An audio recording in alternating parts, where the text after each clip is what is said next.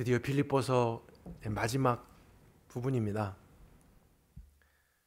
맺은 말이고 끝 인사에 해당되는 부분이죠. 편지의 한 형식으로 보여지기도 하는 구절인데, 이 내용으로 오늘 목사님이 무슨 설교를 할까 이렇게 궁금하시는 분 계십니까? 저도 사실은 궁금합니다. 하나님이 우리에게 어떤 은혜를 주실지 주님을 기대합니다. 근데 제가 끝 인사 이 부분을 묵상하고 보다가 첫 번째 인사는 어떻게 됐었지? 그렇게 생각이 났어요. 오래되었기 때문에 한번 찾아보았는데, 우리도 한번 찾아볼까요? 빌립보서 처음은 어떻게 시작했는가? 1절입니다. 1장 1절. 그리스도 예수의 종 바울과 디모데는 그리스도 예수 안에서 빌립보에 사는 모든 성도들과 또한 감독들 집사들에게 편지한다. 그리고 이제 마지막 인사가 그리스도 예수 안에 있는 성도들에게 문안하라.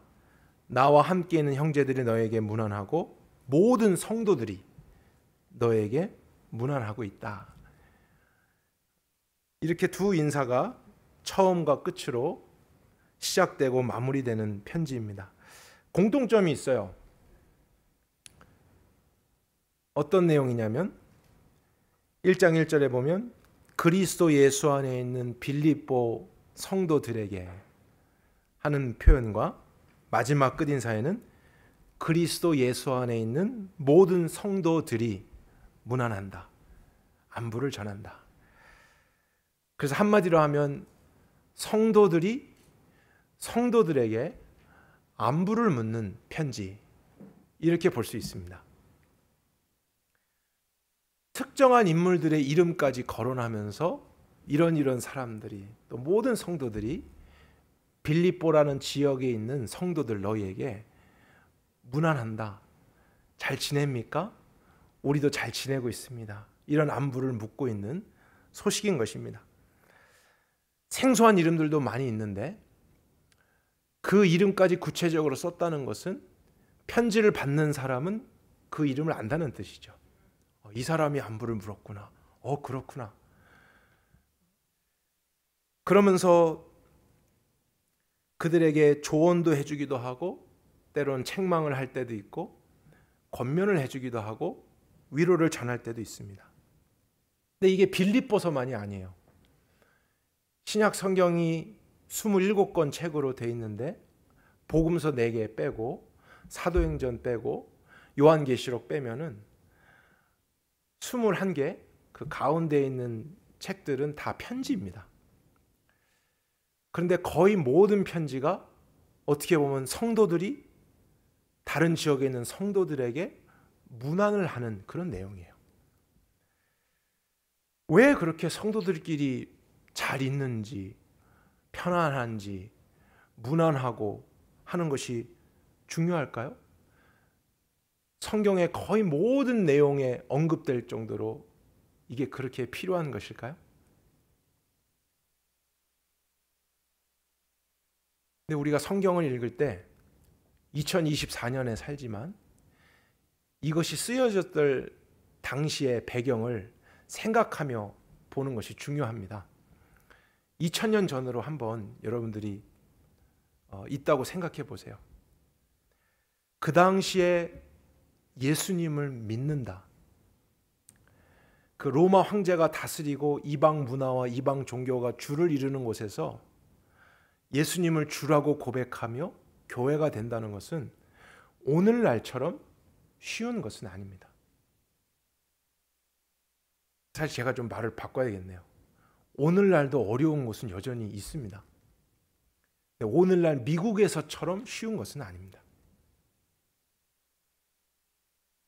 많은 사람들은 지난주에 같이 예배 드렸는데 오늘 예배 드릴 때 안 보이기도 해요. 왜 안 보일까요? 2000년 전이었다면 그 믿음 때문에 죽임당했을 수도 있고, 그 믿음 때문에 박해를 받을 수 있을 수 있고, 그 믿음 때문에 감옥에 갇히는 일도 있었던 것입니다. 지난번에는 같이 선교 여행도 갔어요. 함께 문안 인사도 했는데 오늘 안 보이는 사람이 있을 수 있어요. 어디 갔지? 알아보니까 너무 박해가 심하고 또 유혹을 견디다 못해서 믿음을 포기하고 떠난 사람들도 있는 것입니다. 그래서 서로 소식을 주고받으면서 잘 있어? 여전히 있는 거야? 나도 견디고 있어. 나도 아직 이들과 함께 있어. 그 사람은 있어요? 전화도 없고 왕래하는 것이 쉽지 않잖아요. 교통수단도 없고 인터넷도 없는 그 시대에 이 편지를 통해서 성도들끼리 문안을 하는 것은 어쩌면 너무나 당연한 것이었어요. 그러한 의미를 생각하면서 우리 몇 군데를 찾아볼까요? 오늘 파워포인트가 안 되기 때문에 여러분들이 성경을 직접 찾아보셨으면 좋겠습니다. 빌립보서 다음 골로새서 4장 14절을 함께 보겠습니다.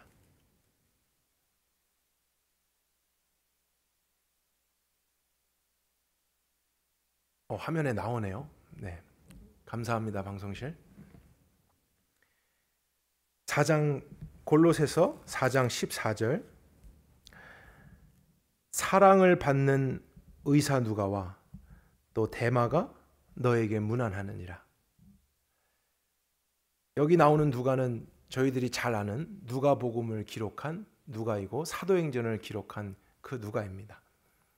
그가 의사구나. 성경에 있는 이 내용을 통해서 우리는 알 수 있고요. 그 누가가 골로새에 있는 성도들에게 문안하는 거예요. 안부를 묻고 있어요. 왜냐하면 개인적으로 알기 때문이에요. 그들을 만났기 때문이고 소식을 들었기 때문이고 서로 관계가 있기 때문에 나 누가야? 골로새 성도들, 교회들 잘 있어요? 문안합니다. 안부를 전해요. 근데 한 사람이 더 나오죠. 누가 나옵니까? 데마라는 사람이 나와요. 그도 안다는 뜻입니다. 골로새 교회가 아는 특정한 사람이에요. 만났을 수 있고 관계가 있는 사람인데 데마도 문안해요. 골로새 교인들, 성도들 잘 있어요? 안전한 거예요? 나도 인내하고 있어요. 나도 여기 있어요. 그렇게 편지를 통해서 이제 서로 소식을 주고받았겠죠.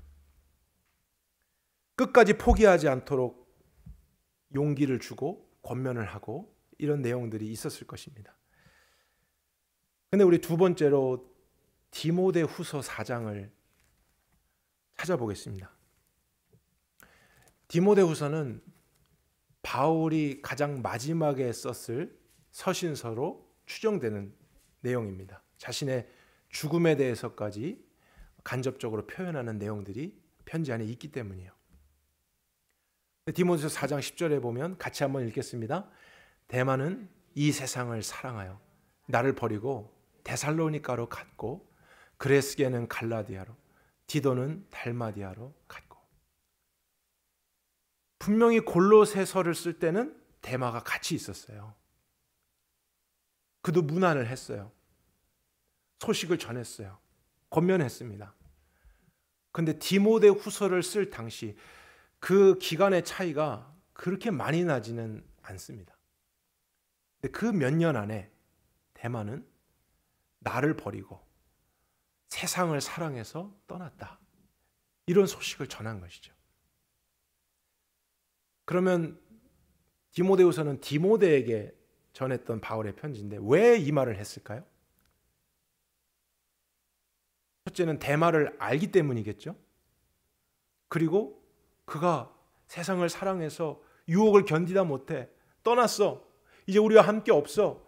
왜 이런 말을 지금 전하고 있을까요? 뭘 부탁하고 싶을까요? 기도해줘. 함께 기도하자. 우리 형제 데마를 위해서.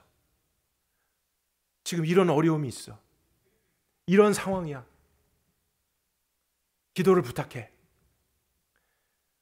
서신서들 안에서 그냥 형식적으로만 문안합니다. 안부 묻습니다. 이런 게 아니라는 거예요. 시대적인, 상황적인, 또 종교적인 여러 핍박과 유혹 속에서 그리스도인들은 많은 어려움들이 있었습니다. 근데 물론 안 좋은 소식만 있었던 건 아니에요. 좋은 소식도 편지들 안에서 전해지곤 했는데, 빌립보서 오늘 끝 인사 부분에 보면 굉장히 좋은 소식 하나를 우리가 발견하게 됩니다. 4장 22절 함께 볼까요? 모든 성도들이 너희에게 문안하되, 특히 누가 나오죠? 가이사의 집 사람들 중 몇 사람이 빌립보 성도들 당신들에게 문안합니다. 근데 제가 처음에는 이 가이사라는 사람이 빌립보 교인들이 아는 어떤 사람이겠지 생각을 했어요. 그래서 누굴까 하고 연구를 해봤는데 굉장히 의심할 만한 충격적인 그런 내용이었습니다. 이 가이사가 영어로 시저예요. 그리고 바로 우리가 아는 그 로마 황제 시저가 맞습니다. 그 당시 황제 가이사는 황제 이름이기 때문에, 황제 호칭이기 때문에 보통 사람들이 이 이름을 가질 수 없었다라고 합니다.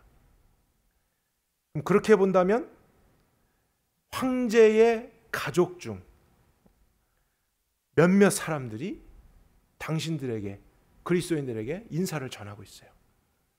그럼 어떤 내용일까요? 가이사 집, 로마 황제에 있는 형제든 자녀들이든 친척이든 누군가가 예수님을 믿게 됐다는 거예요. 죄를 회개하게 됐다는 거예요. 그런 권력을 가지고 그런 세상을 다스리던 사람들이 오히려 회개하고 하나님께 돌아왔다. 놀라운 일이잖아요. 근데 빌립보 교인들에게는 이게 더 굉장히 마음에 와닿고 기쁜 소식이었을 거예요. 왜냐하면 그들은 빌립보라는 도시 안에서 로마 제국의 지배를 받는 피지배층이었기 때문입니다. 특별히 빌립보는 군사 도시였습니다. 자신들이 보는 그 군인의 모습과 권력자들의 모습과 황제의 모습, 그들은 마치 악과 같고 너무 두려운 존재고, 우린 그들에게 핍박을 받으며 피해 다니면서 예수를 믿는 이런 대상인 것 같았는데, 하나님이 그들도 구원하신다, 그들 안에서도 변화를 일으키셨다. 이것은 굉장한 소망을 주는 것입니다. 저 사람들을 향해서 그냥 편견만 가져서는 안 되겠구나. 하나님이 바꾸지 못할 사람은 없구나. 저런 황제라 할지라도, 저런 권력을 가진 자라 할지라도, 저런 죄인이라 할지라도 하나님이 바꾸시면 우리와 같이 그리스도인이 될 수 있구나. 예수님을 믿는 자들이 될 수 있구나. 근데 문안을 하는데 특별하게 문안을 부탁했다 그럽니다. 이 가이사의 사람들이. 그래서 이 편지를 받았던 빌립보 사람들은 혹시라도 그 지배를 받으면서 지치고 피곤하고 마음이 상하고 두렵고 미움이 있고 증오가 있었을지라도 그들이 전해오는 이 모든 소식을 통해서 용기를 얻고 용서를 하게 되고 주님의 시선으로 다시 한번 세상을 보고 그렇게 일어서게 되는 일이 있었을 거라 생각이 됩니다. 성도들의 삶에 이런 어려움들, 고난이 있었습니다. 사실은 오늘날도 있습니다. 형태와 방법은 다르다 할지라도 성도들은 어려움을 경험합니다. 근데 왜 그런 어려움을 경험할까? 왜 그런 고난이 끊어지지 않을까 하면요, 그 성도라는 호칭 때문에 그런 어려움이 있음을 우린 생각해야 됩니다. 성도라는 타이틀 때문이에요. 여러분, 성도의 원래 뜻이 무엇인지 아십니까?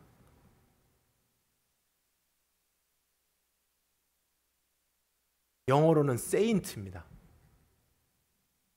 근데 세인트 하면 우리 이제 떠오르는 거 있잖아요. 세인트 누가 있죠? 세인트 폴, 성 바울, 성 베드로, 이렇게 앞에 성 붙이는 사람들 있잖아요. 세인트 누구누구. 그래서 어떤 일정한 사람들이 정해놓은 기준 이상의 삶을 산 사람들을 다른 곳에서는 세인트라고 부릅니다. 근데 그게 성도예요. 똑같은 말입니다. 그래서 영어로는 All saints greet you. Those who are in Philippi, saints. 그래서 누구나 예외 없이 성도라고, 성인이라고, 거룩한 자라고 부르고 있습니다. 오늘날은 이제 교회에서 서로 호칭을 불러야 되는데 잘 몰라요. 아, 이분이 집사님인가? 사역자인가? 장로님인가? 근데 그런 아무것도 받지 않았을 때 우리가 그냥 이름 부르기가 그렇잖아요. 그럴 때 대안으로 많이 썼던 게 무슨 성도님, 이런 경우가 많습니다. 그래서 우리는 성도라고 부르는 거, 불림 받는 것을 쉽게 생각할 때 있어요. 그러나 원래 의미는 거룩한 자, 이런 뜻이에요. 성인, 이런 뜻입니다. 의미를 알고 나니까 이제 성도라는 말 쓰기가 어렵죠.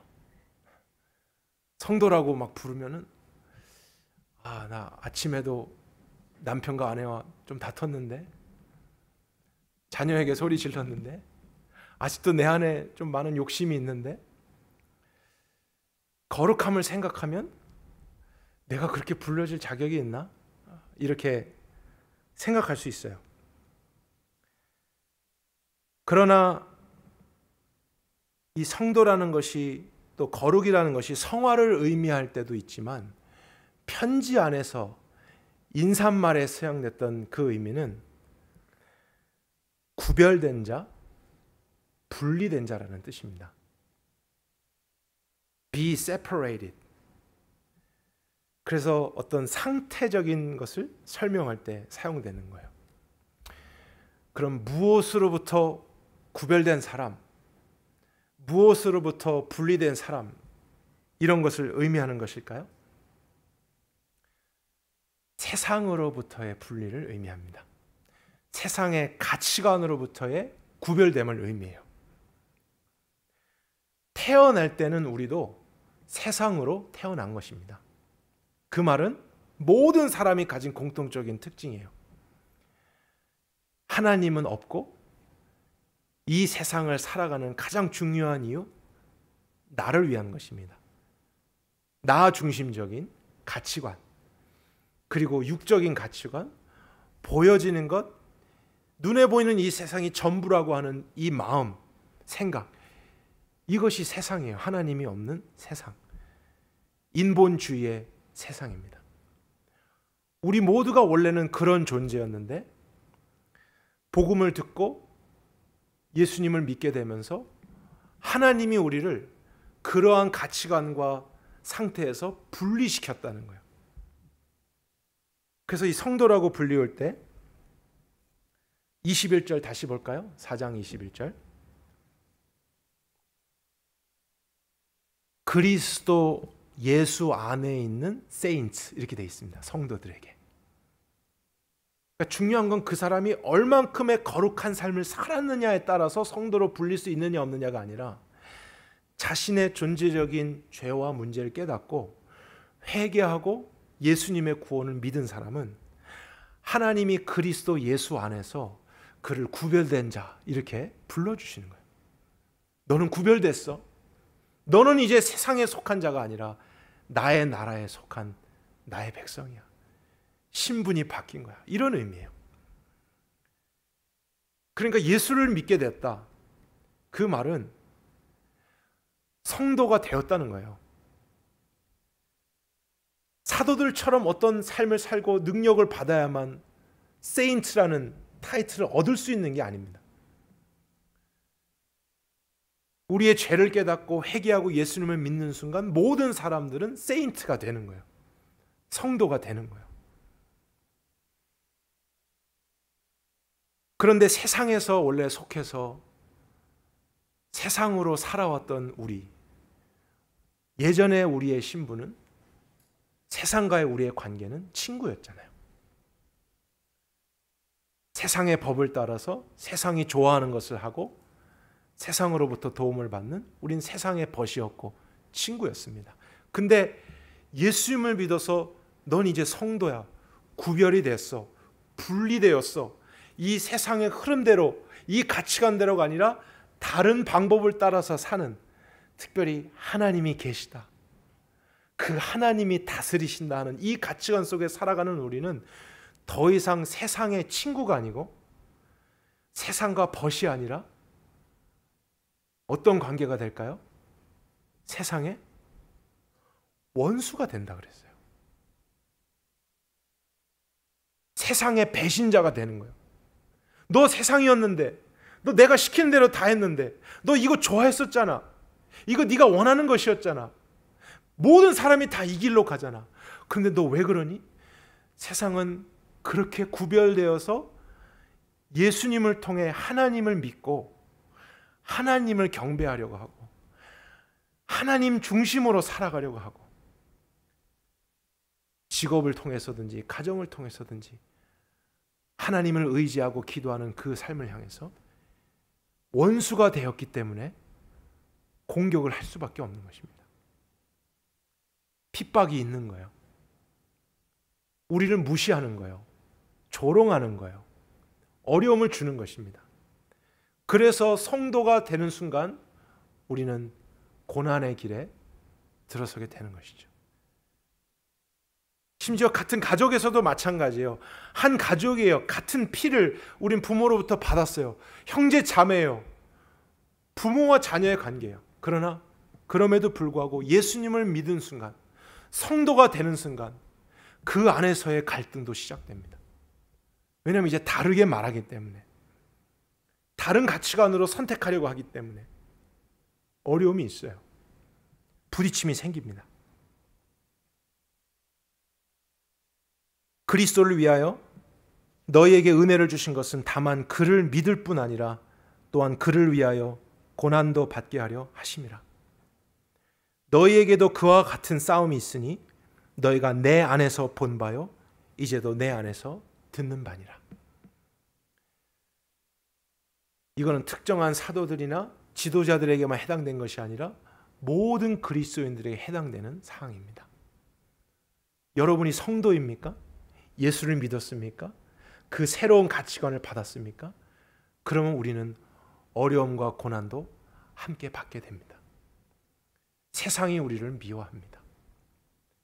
그 거대한 흐름을 역류해서 걸어가야 되는 힘겨움이 우리의 삶에 이제는 매일매일의 현실이 됩니다. 때론 그것이 우리 육신으로도 올 때가 있습니다. 마음은 변했는데 육신에서는 여전히 익숙한 대로 살아가길 원할 때 있어요. 예전엔 즐겁게 했던 많은 일들이 이제는 괴로움 속에 하기 싫은데 때론 또 실수하게 되고 죄책감을 느끼고 하는 거. 왜일까요? 성도이기 때문이에요. 구별되었기 때문이에요. 거룩한 백성이기 때문입니다. 그런데 하나님이 이제 이런 성도들의 고난을 모르실 리가 없잖아요. 관계를 다시 정리합니다. 예수님을 믿기 전 세상으로 태어났던 우리는 세상과 친구이고 세상과 한편이었습니다. 그럼 예전에는 하나님과 우리는 무슨 관계였을까요? 하나님과 원수였고 세상과는 친구였던 거예요. 근데 구원은 뭐냐면 관계의 변화에서의 시작이에요. 이제는 세상과 원수가 되면 하나님과는 뭐가 될까요? 하나님과는 친구가 되고 하나님의 자녀가 되고 하나님의 편이 되는 거예요. 그러니까 하나님이 그런 고난 속에 있는 성도들을 모르실 리가 없고 가만히 두실 리가 없다라는 거예요.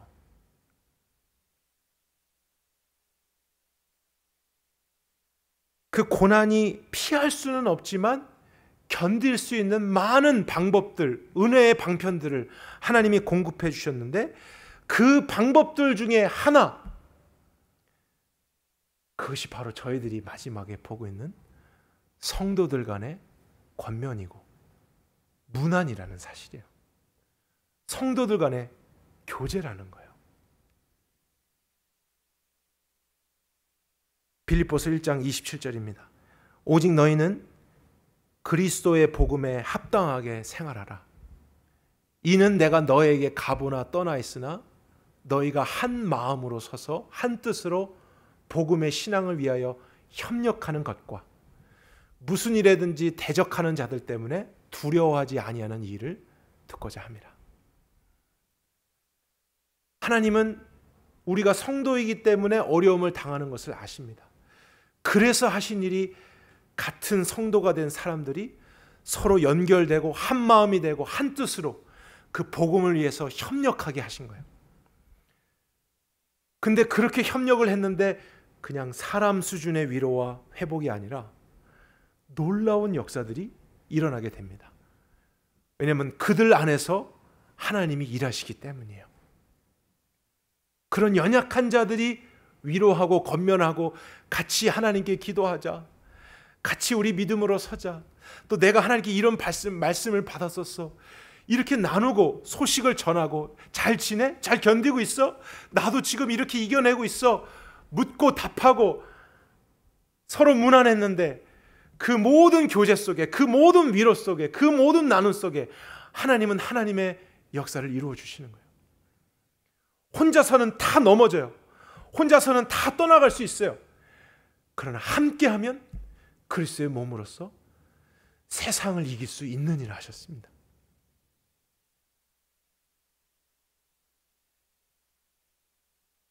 물론 때론 하나님이 직접 역사하실 때도 있습니다.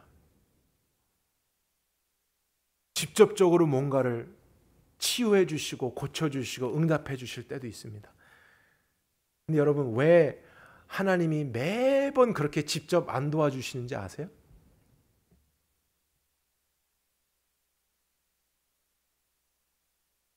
왜 하나님이 매번 직접 나타나셔서 도와주시면 좋을 것 같은데 안 그러실까요? 왜냐하면 우리는 그런 식으로만 도움을 받으면 하나님이니까 당연하게 생각할 수 있어요.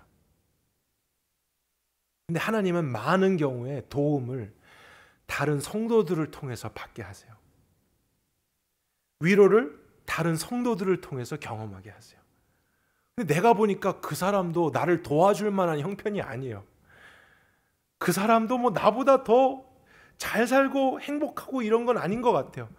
근데 그 사람이 믿음의 말을 하고 기도해주고 자신에게 가진 것으로 하나님의 받은 감동을 전해주고 쉐어할 때 내가 느끼는 것은, 어떻게 이런 일이 있지?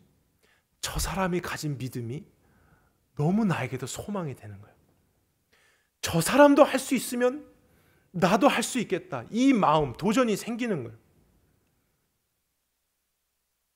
반대되는 경우도 있습니다. 누군가가 너무 어려워요.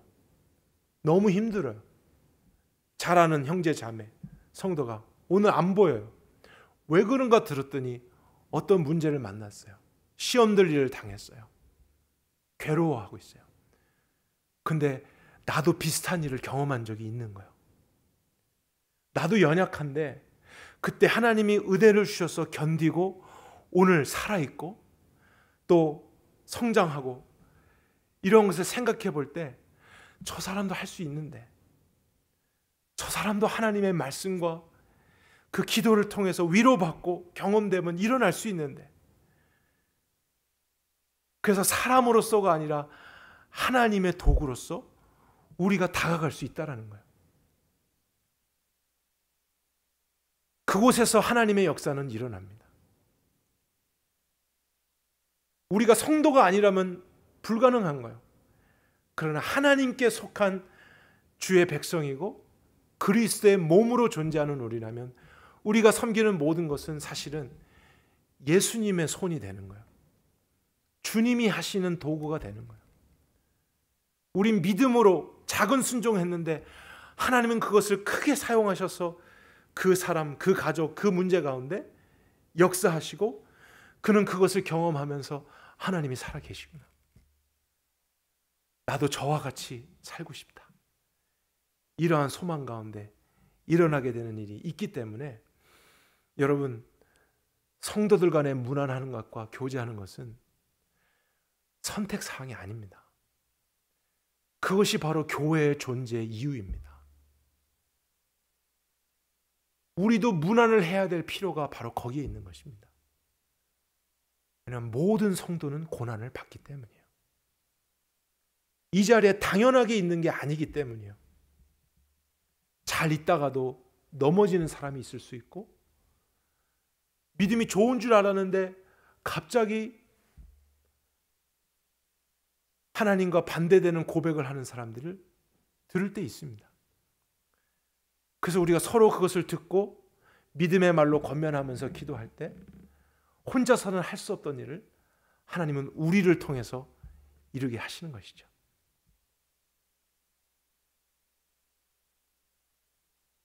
제가 전도사 때 몸이 이유를 알 수 없이 크게 아팠던 적이 있습니다. 근데 뭐 한두 개가 아니고 머리부터 발끝까지 계속 아파오고 새로운 병이 생기고, 근데 그때 유학생이고 혼자 있고 하니까 도움을 받을 수 없잖아요. 병원을 가도 뭐 어디로 가야 되는지도 모르겠고 치료 비용도 만만치 않고, 그래서 늘 마음속에 야, 한국에 있었으면 이거 아무것도 아닌데, 한국이었으면 이거 진짜 아무것도 아닌데, 막 이런 생각이 계속 들 때가 있었어요. 그러다가 또 교회에 와서 여러 가지 일들을 하면서 피곤할 때도 있고, 또 제가 생각한 대로 안 될 때 있고, 복합적인 상황 가운데, 근데 또 사역자잖아요. 그래서 교인분들과 다 나누지 못하고 마음으로 끙끙 앓고 있을 그럴 때가 있었어요. 목사도 그럴 때가 있습니다. 너무 외롭고 너무 괴롭고 때로는 도망가고 싶고, 이 길이 맞나? 막 혼자 묻고 있고, 그 상상의 끝이 없는 곳을 향해서 막 달려가고 있는 어느 날이었어요. 근데 그날 밤에 전화 한 통이 옵니다. 어떤 전화였냐면 저희 교회에 계셨던 우리 도널드 김 교수님 어머니였어요. 전도사님이 전화가 오셨는데 평소에 전화를 저하고 안 하셨던 분이었어요. 근데 연세가 저보다 있으시고 또 같은 교회에 있는데 갑자기 그날 제가 생각이 나서 전화를 하셨다는 거예요. 근데 한마디를 했는데 제가 그 전화기를 붙잡고 펑펑 울었어요. 예상치 못한 전화였고, 또 그분이 무슨 말을 했냐면 일 얘기한 게 아니에요. 사역 얘기한 게 아니에요. 오늘 어때서 이게 아니에요. 전도사님 많이 힘드시죠? 괜찮으세요? 이 말을 그냥 했는데 저에겐 그게 마치 하나님이 말씀하시는 것처럼 들렸어요. 하나님이 알고 계시는구나. 위로해 주시는구나. 근데 전화기에 있는 전도사님은 제가 왜 우는지 영문을 모르죠. 그러면서 그 전화 한 사람의 그런 나눔 이상에 하나님의 그 놀라운 신적인 위로를 저는 뭐 꿈과 환상을 통해 받은 게 아니었어요. 성도의 전화 한 통을 통해서 받았다니까요. 그 한 번의 관심을 통해서 받았었어요. 하나님은 오늘도 그렇게 역사하십니다. 우리가 혼자 예배 드릴 수도 있지만 함께 예배를 드리고 공동체로 모이는 이유가 무엇이겠습니까? 그냥 와서 나 혼자만 예수 잘 믿고 나 혼자 구원 받는 거 아니잖아요. 왜 다른 많은 공동체가 있는데 우리 선함교회 공동체 이런 식구들이 있는 것일까요? 왜냐하면 하나님이 우리끼리 더 관계를 가깝게 하사 서로의 안부를 물으며 같이 고난의 길을 가지만 위로하고 때론 도전하고 또 좋은 기쁜 일만 나누는 게 아니라 슬픔도 나누면서 같이 하나님의 역사를 경험하게 하기 위해서입니다. 선함교회 성도 여러분, 저는 이 자리에 올라오기 전에 기도했어요. 하나님, 제 삶에 있는 어떠한 고난과 어려움이 있어도 저의 말과 행동이 우리 선함교회 모든 성도들에게 편지가 되게 해주십시오. 저의 삶을 통해서 그들이 도전을 받고 또 위로가 될 수 있다면, 희망을 가질 수 있다면, 그들의 보이는 위치에 나를 세우시고 또 나의 삶을 사용하사 그 믿음을 포기하지 않게 도와주십시오. 또 그들을 보면서 제가 기도합니다. 그들의 소식을 들으면서 기도하오니 하나님의 역사를 이루어 주십시오. 또 여러분이 저에게 그런 편지가 되어주셨으면 좋겠어요. 문안하는 편지. 어떤 것이든 들을 때 가십하지 말고요. 저 집사님이 저랬대, 이런 문제 있대, 자녀가 이랬대, 저런 상황이래. 비판하고 판단하는 이런 영이 우리 안에서 이제는 떠나가야 됩니다. 우린 주 안에서 경쟁하기 위해서 이 자리에 있는 게 아닙니다. 주 안에서 문안하고 위로하고 세우며 격려해서 하나님께서 시작하신 그 구원의 일을 함께 완성해 가도록 부름받은 성도들입니다. 함께 하십시다. 빌립보서는 끝나지만 우리 달라스 서를 써보면 어떨까요? 제가 그냥 만들었어요. Farmers Branch 서, 아니면 선함교회서, 우리가 그런 편지를 쓰자고요. 서로에게 문안하며, 성도들, 성도, 집사님, 권사님, 형제, 자매, 누구도 고난은 피해갈 수 없는데 잘 있어요? 잘 견디고 있어요? 나도 지금 이랬어요. 이런 좋은 소식, 하나님의 간증이 있어요. 또 그것을 듣기도 하고 때론 나누기도 하고, 하나님께서 성도들의 교제를 통해서 하나님의 나라를 더 힘있게 이루어 주시기를 원합니다. 우리 안에 더 문안하십시다. 우리 안에 더 사랑으로 교제하십시다. 믿음으로 세워주십시다. 여러분에게 들리는, 오늘 듣고 보는 어떠한 소식든 그건 기도하라고 주신 성령님의 음성입니다. 기도해 주십시오. 그것을 붙잡고 그 사람의 위치에 서서 기도할 때 하나님의 역사가 우리 안에서 하나 되어 이루어질 것입니다. 하나님을 신뢰합니다. 기도하겠습니다. 그러므로 그리스도 안에 무슨 권면이나 사랑의 무슨 위로나 성령의 무슨 교제나 긍휼이나 자비가 있거든 마음을 같이하여 같은 사랑을 가지고 뜻을 합하며 한 마음을 품어 아무 일에든지 다툼이나 허영으로 하지 말고 오직 겸손한 마음으로 각각 자기보다 다른 사람을 낮게 여기고 각각 자기 일을 돌볼 뿐더러 또한 각각 다른 사람들의 일을 돌보아 나의 기쁨을 충만하게 하라. 하나님, 우리가 2000년 전 성도들끼리 문안했던 편지를 이제 공부했고 빌립보서를 다 마쳤습니다. 하나님이 우리에게 기대하는 것은 무엇일까요? 어떤 지식으로, 어떠한 교리적인 깨달음으로 우리가 많은 말들을 하는 것을 주님 원하시는 것일까요? 하나님, 저는 한 가지라고 생각합니다.